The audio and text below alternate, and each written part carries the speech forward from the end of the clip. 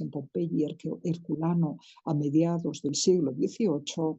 o lo estudiaréis con el profesor Miguel Salazar el año que viene, o tendréis que leerlo por vuestra propia cuenta, pero ya no forma parte de nuestro programa. A ver si en el mes que nos queda de clases podéis tener por lo menos un panorama del barroco italiano, del clasicismo francés, del barroco español y de la pintura holandesa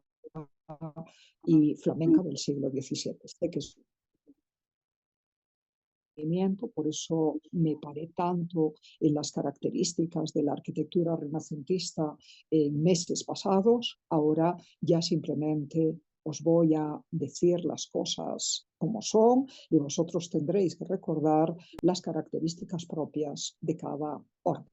Así que empezamos como siempre por un mapa que os presenta la situación artística europea del siglo XVII. Aprovechad para ver entonces dónde quedan las ciudades italianas que vamos a mencionar, aunque por falta de tiempo nos quedaremos exclusivamente hoy en Roma y en Venecia. De Roma os enseñaré iglesias levantadas por Carlo o terminadas, como es la de San Pedro del Vaticano, por Carlo Maderna,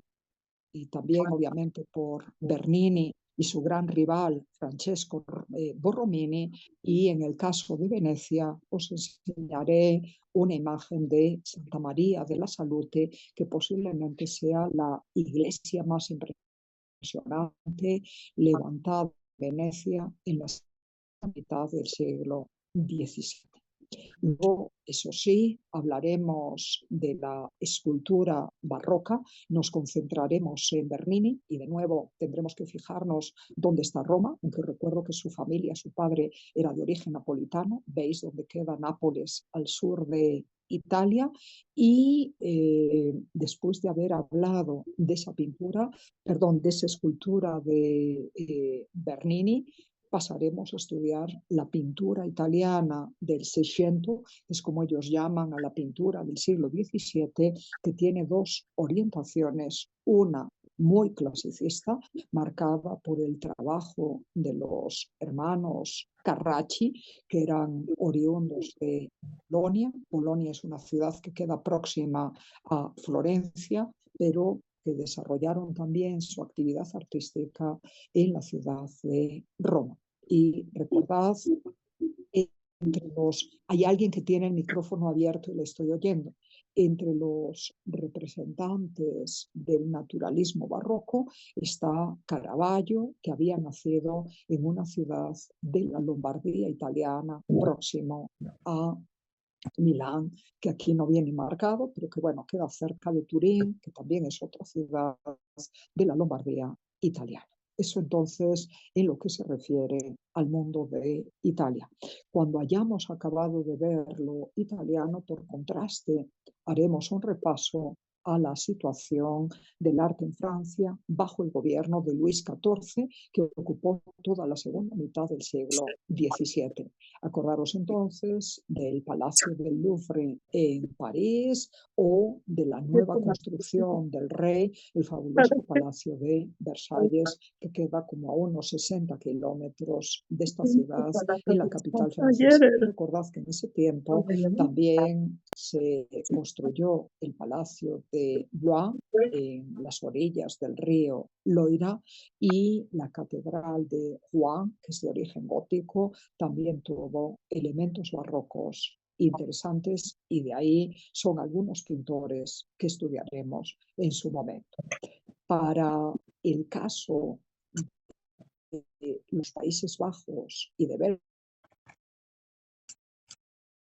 Bélgica, y ya que hemos estado hablando de eso ahora mismo, fijaros dónde queda Amberes, ahí encima de Flandes, Ampère en flamenco, y donde queda también Bruselas, está un poquito al sur en territorio flamenco. Y mirad dónde queda ahora Ámsterdam o Haarlem o Leiden o Utrecht, porque ahí trabajarán los grandes maestros de la pintura holandesa del siglo XVII. De Leiden era Rembrandt, de Haarlem era Frans Hals. En Ámsterdam desarrolló lo principal de su carrera precisamente Rembrandt, ya no está marcado Delft, ahí pintó el gran Vermeer, y Utrecht fue la sede de una serie de pintores que a comienzos del siglo XVII, admirando enormemente la pintura tenebrista de Caravaggio, desarrollaron escenas evangélicas, pero con el mismo violento contraste entre luz y sombra y una orientación marcadamente naturalista en la presentación de las representaciones humanas caravallista de Utrecht, y por eso vale la pena marcar. De Inglaterra o de Irlanda o de Alemania o Austria ya no os hablaré, tenemos muy poquito tiempo, así que luego acabaremos el curso hablando del barroco español. Fijaros dónde queda Madrid, la ciudad capital de España en la actualidad y desde la época de Felipe II, desde por lo tanto la segunda mitad del siglo XVI. Y mirad también dónde queda Sevilla, la ciudad de origen de Velázquez. En Granada trabajó el gran escultor que también trabajó en Sevilla y en Madrid, Alonso Cano, así que ya me está marcado ahí Valladolid, que también era una ciudad importante en aquellos tiempos. Os hablaré un poquito de todo eso tan pronto haga falta. Ahora recordad, dejadme que abrevie el mapa, que entendemos por barroco un periodo de extraordinaria exuberancia artística, tanto en el terreno de la arquitectura como de la pintura y de la escultura, especialmente en el ámbito católico, italiano, hispano, algo que obviamente encuentra su difusión en estas tierras americanas, entonces gobernadas por España bajo régimen político de virreinato. Y recordad, el término barroco, como tantos otros en la historia del arte y como el gótico en particular, es un término despectivo en origen. Se lo impusieron los eruditos del periodo cultural que vino a continuación en el siglo XVIII, durante eso que llamamos la Ilustración, con el desarrollo del neoclásico, cuando la abundancia de elementos decorativos, la ampulosidad de las formas, la monumentalidad de las mismas y una sensación de recargamiento en los adornos o de fastuosidad excesiva, hizo que ese estilo europeo que nace en Italia a finales del siglo XVI y que encuentra su plenitud a mediados del siglo XVII, se despreciara como cosa desordenada y exagerada. No sabemos muy bien de dónde viene el término barroco. Hay dos teorías. Una hace derivar la palabra del término portugués barroca, que era como se llamaba a las perlas deformes, irregulares y por lo tanto no perfectamente redondeadas. Y también barroco puede estar tomado de una forma de silogismo lógico particularmente complicado y enrevesado. Como sea, en el ámbito español o hispano parlante, el término acabó designando el arte y la cultura, tanto visual como literaria o musical, de los siglos XVII y primera mitad del siglo XVIII. Pero ese término, recordad que aquí se usa con tanta asiduidad y se ve tan característico de estas tierras, en otros países europeos no encontró la misma aceptación y, por ejemplo, los franceses prefieren hablar del arte clasicista del siglo XVII, o los italianos más prudentes, entendiendo que no todo es barroco, no todo es recargamiento, no todo es exageración. En el arte italiano del siglo XVII prefieren referirse a ese periodo como simplemente el arte del Seicento, que literalmente quiere decir el arte del siglo XVII, reconociendo que en él, como os dije, hay una tendencia clasicista heredera del Renacimiento pleno de comienzos del siglo XVI, solo que un siglo después, y otra tendencia mucho más dinámica, mucho más apasionada, mucho más fogosa, con marcados contrastes lumínicos. Hablamos de tenebrismo entre la luz y la sombra, que es la considerada propiamente barroca y más ligada a la orientación naturalista y no idealista ni de los paisajes ni de los cuerpos humanos. De todo eso hablaremos cuando nos toque tratar la escultura o la pintura italiana del Seicento, como os digo. Pero, como estamos hablando en español, usamos el término barroco en sentido general, como os decía, para referirnos a ese arte primero europeo y luego americano también, que se estuvo desarrollando desde fundamentalmente comienzos del siglo XVII hasta bien avanzado el siglo XVIII. De hecho, en el siglo XVIII vemos la coexistencia de un barroco tardío en la primera mitad, un rococó también en la misma primera mitad, coincidiendo con el gobierno de Luis XV, que sucedió a su abuelo, el gran Luis XIV de Francia, y luego ya a partir de mediados del siglo XVIII empieza a desarrollarse el neoclasicismo, empezando por Italia y luego por Francia y por otros países europeos, pero a la par que emergía el neoclasicismo, que ponía su interés en el estudio concienzudo del legado greco-romano y de sus ruinas y testimonios artísticos, va a empezar a desarrollarse particularmente en Alemania y en Gran Bretaña el sentimiento romántico. También a finales del siglo XVIII. Sé que el siglo XVIII es muy complejo, os lo menciono, ya queda fuera de nuestro alcance, podéis leer, ya sois adultos y buenos estudiantes, por vuestra propia cuenta. Nosotros veamos qué da de sí ese gran estilo, como os digo, despreciado por los neoclasicistas del siglo XVIII, pero tenido hoy como uno de los grandes periodos de la historia del arte. Y como la cuna del barroco fue la ciudad de Roma y fue Italia, empezamos por ahí, recordando que ya durante la segunda mitad y particularmente el último tercio del siglo XVI, coincidiendo con el final del Concilio de Trento y el desarrollo de un arte al servicio de la fe católica y de la política doctrinal y de la moral que buscaba ser regenerada y refrescada por la Iglesia Católica de aquellos tiempos frente a los avances del protestantismo que ya se habían producido durante la primera mitad de la centuria, en arquitectura se produjo una orientación hacia lo monumental para así testimoniar la grandeza y la solemnidad de la fe católica frente a la arquitectura protestante, siempre mucho más austera y mucho más humilde, pero al mismo tiempo recurriendo a líneas sencillas que dejaban entender su vinculación con las del Renacimiento pleno.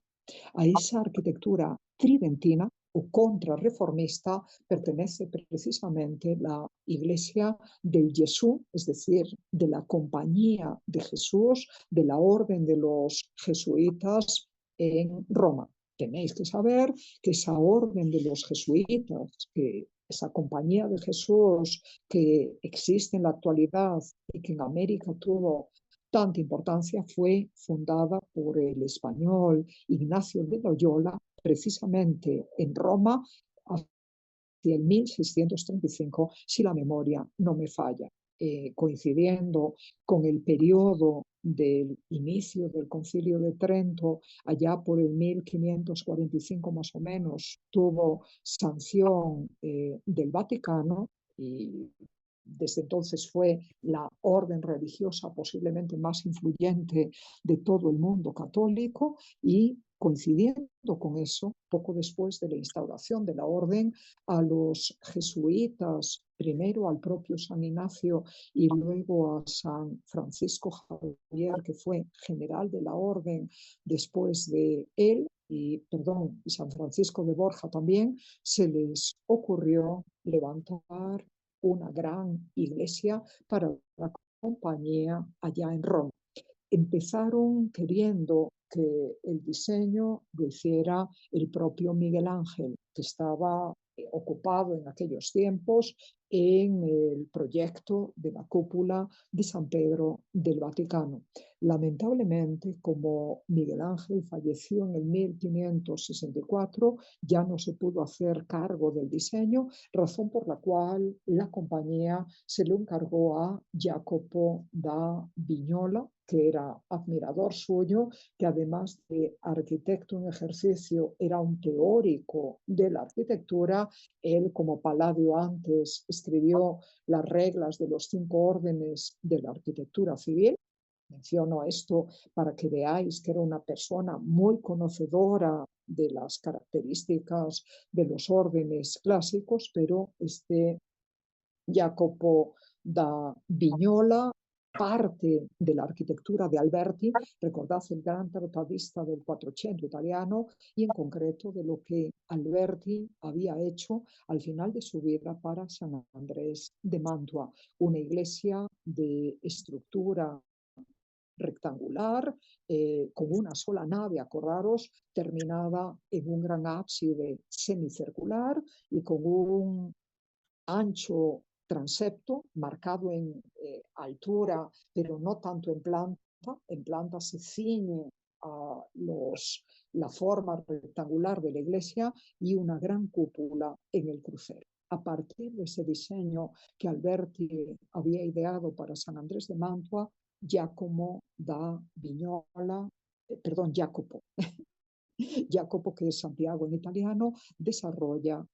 su propio diseño. Y este es el resultado. Una planta pensada para la predicación y para suscitar la atención de los fieles durante toda la liturgia. Por eso se prescinde de las 3 naves separadas por pilares tan características de la arquitectura medieval y también de la arquitectura del Renacimiento, y se desarrolla una sola nave muy ancha flanqueada por pequeñas capillas laterales. Aparecen ahí como poligonales metidas entre los pilares de la construcción, pilares gruesos que son necesarios para aguantar las presiones de la bóveda de cañón que cubre con arcos fajones esa nave longitudinal y única de la iglesia. También el transepto se cubre con bóveda de cañón y, como os digo, el crucero está presidido por una notable cúpula.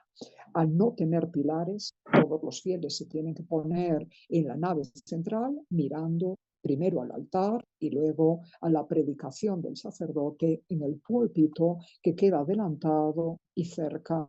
del crucero. Y por otra parte, fuera de la misa, cada uno puede atender a sus devociones particulares, a distintos santos, rezando en las capillas laterales, en donde también pueden celebrarse misas más íntimas, de escasa concurrencia, fuera de la hora de la misa mayor, mucho más solemne. Así que es una iglesia perfectamente pensada en su planta, para el desarrollo de la liturgia católica. Vignola diseñó esa planta y al morir fue Giacomo della Porta, que recordad fue el asistente de Miguel Ángel en la construcción de la cúpula y fue el que llevó a término la grandiosa cúpula de San Pedro del Vaticano, cargo del diseño de la fachada. Ya os hablé del plano, todo abovedado. Veamos entonces ahora la fachada. Fijaros qué monumental y qué grandiosa es, a pesar de la sencillez de los elementos arquitectónicos. El barroco busca el dinamismo, busca despertar el interés, la atención y la emoción de los fieles, busca en lo lumínico el contraste entre las luces. Esto pertenece al periodo de la Contrarreforma y que se levantó entre el 1568 y el 1584, ya anticipa las formas del posterior clasicismo barroco romano, el que desarrollará en la fachada del Vaticano, de San Pedro del Vaticano, precisamente Carlo Maderno. Así que fijaros cómo esta fachada está distribuida, está organizada en dos cuerpos superpuestos, como sucedía con las fachadas de Alberti, a la que también debe mucho el diseño de Jacopo de la Porta, pero mirad cómo el arquitecto juega con el volumen de los elementos sustentantes, de la planta baja, del cuerpo bajo, poniendo pilastras pareadas, corintias, en las esquinas de la composición y reemplazando esas pilastras por otras que están un poco más adelantadas en lo que viene a ser la única nave de la iglesia, ya os dije ancha, y comparándola, yo no os puedo marcar aquí, pero ir comparando la fachada con el plano, entended que en los laterales abajo es donde se esconden y se distribuyen las capillas laterales, es al medio donde está la nave única de la iglesia y esa parte aparece ya un poquito más resaltada hacia la calle. Y mirad como en torno a la puerta las pilastras se reemplazan por semicolumnas adosadas, mucho más volumétricas, pero manteniendo siempre la misma altura y el mismo orden corintio con esos preciosos capiteles con hojas de acá. Notad cómo la separación entre el cuerpo bajo y el cuerpo alto viene dado por un entablamento con su arquitrabe, su friso sin relieves, pero utilizado para una inscripción conmemorativa y su cimacio. Y mirad como justo encima del cimacio, al medio, aparece un doble frontón. Esa es una novedad de esta arquitectura de Jacopo de la Porta que será luego muy utilizada y la difusión de ese barroco italiano por España y por el mundo americano. Algo que no se había visto nunca. Notad cómo en ese entablamento, en la parte superior, hay un frontón curvo, una moldura curva, y dentro de esa moldura curva un triángulo que marca el frontón triangular. Mediante la superposición y combinación de estos dos elementos, el arquitecto de la Porta consigue atrapar nuestra atención y marcar la centralidad de la fachada al mismo tiempo que su ímpetu vertical. Esas son dos de las grandes características de las fachadas barrocas. Justo al medio, la construcción se vuelve más protuberante hacia la plaza y hacia la calle, y por medio del doble frontón, como veis que está por encima de la puerta rectangular, pero también coronada por un frontón curvo, el arquitecto nos guía hacia la ventana que da iluminación directa desde arriba a la nave central y a través del frontón de la ventana nos lleva al emblema, al escudo, ese otro cartucho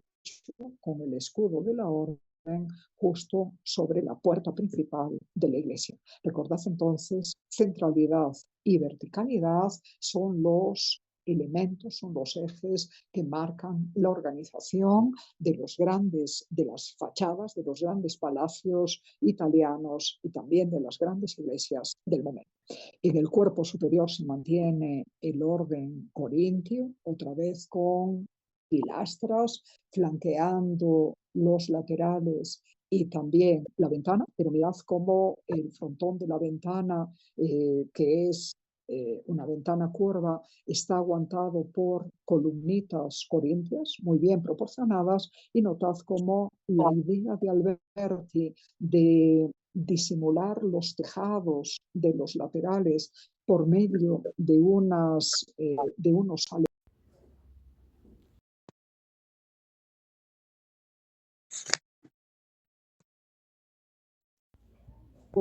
que estáis viendo aquí se repetirá con pocas variaciones en la fachada de la iglesia de San Ignacio de Roma, que se construyó poco después de esta. Y ya a comienzos del siglo XVII veréis algo parecido en la iglesia de Santa Susana y de Santa María de la Vittoria,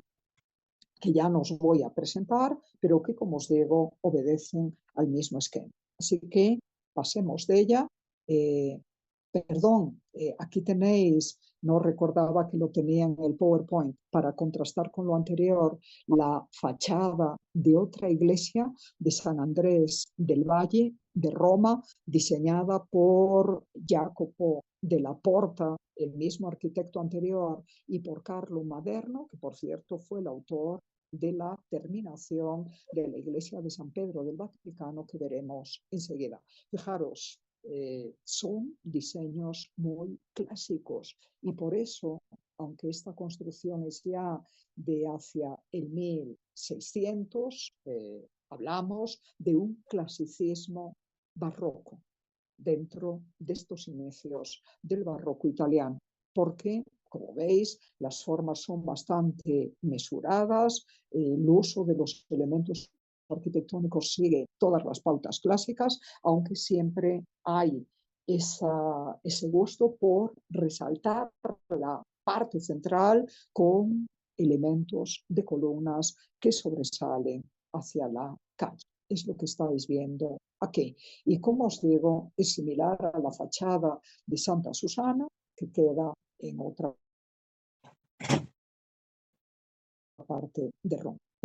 Pasemos entonces a la iglesia de San Pedro del Vaticano. Ya sabéis que el proyecto, me tengo que fijar en la hora, terminamos a los sumos 5 minutos, por favor. El proyecto lo había hecho Bramante.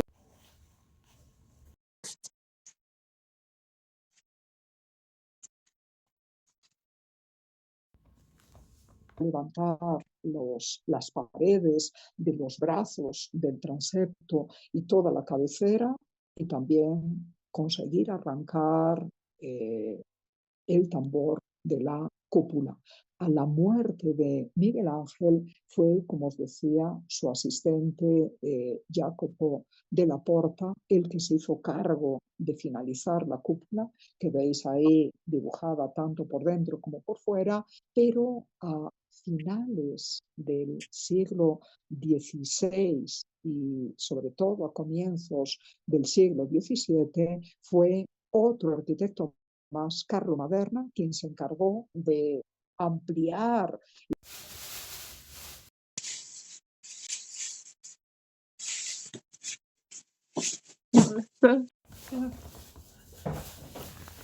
extremos y de columnas al centro, todos ellos de orden corintio, de orden gigante. Fijaros cómo esos soportes se alzan por los dos niveles de la construcción antes de alcanzar ese cuerpo horizontal alargado que hace las veces de ático o remate de la misma fachada. Así que también aquí la parte central protubera más que los extremos laterales. Y mirad cómo juega, igual que había hecho ya antes Giacomo della Porta, con las columnas pareadas, en algunos casos para resaltar más esta composición de la fachada. Pero tanto el tratamiento de los ventanales como las puertas de abajo, semicirculares, curvos o rectangulares, es tremendamente clásico. Y también Maderno obedece las reglas compositivas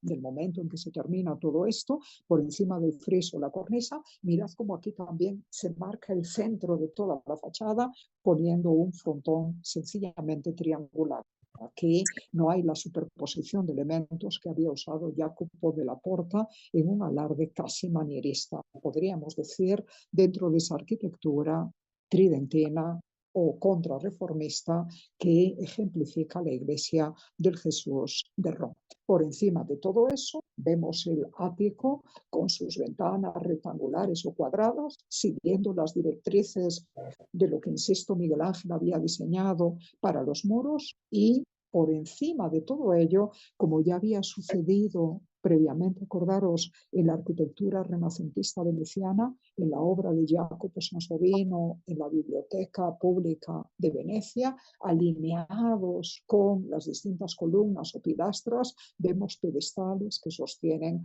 las imágenes de los apóstoles de Cristo, talladas en mármol en tamaño muy superior al natural para que puedan divisarse desde la plaza. Es una obra espectacular, como veis, y como pocas, pero tremendamente sencilla y al mismo tiempo muy elegante. Por eso aquí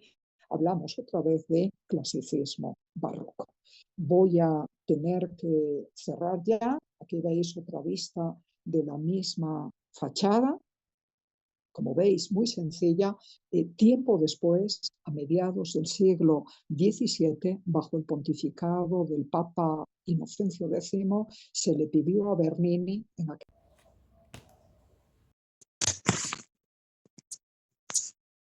1923, con el ascenso al pecado de su protector y amigo, el cardenal Maffeo Barberini, el que ha pasado a la historia del papado como Papa Urbano VIII, pues bien, tras la muerte de ese papa, subió al solio pontificio Inocencio X, e Inocencio X le pidió a Bernini que diseñara dos torres para completar los extremos de la fachada a manera de torres campanario. Bernini tuvo muy mala suerte. Una de las torres se desplomó mientras estaba construyendo, matando a varios operarios. El Papa, que ya no tenía mucha simpatía por él, le quitó el favor, y fue por eso, ya os lo anticipo ahora, que entre el 1545 y el 1555 Bernini, por única victoria, dejó de ser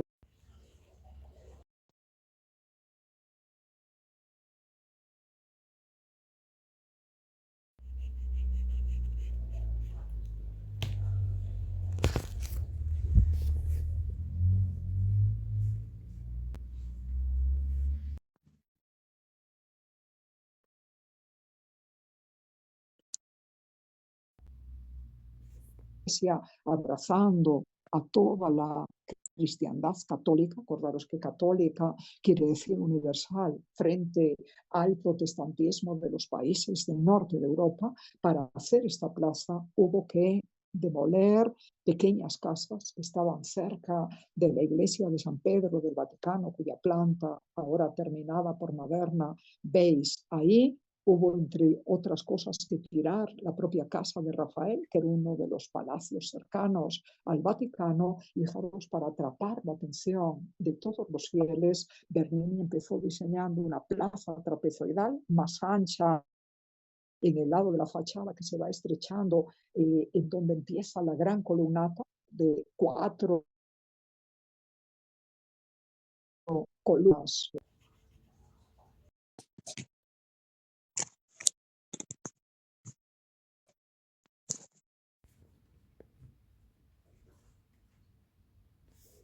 Como os digo, a Bernini, que la levantó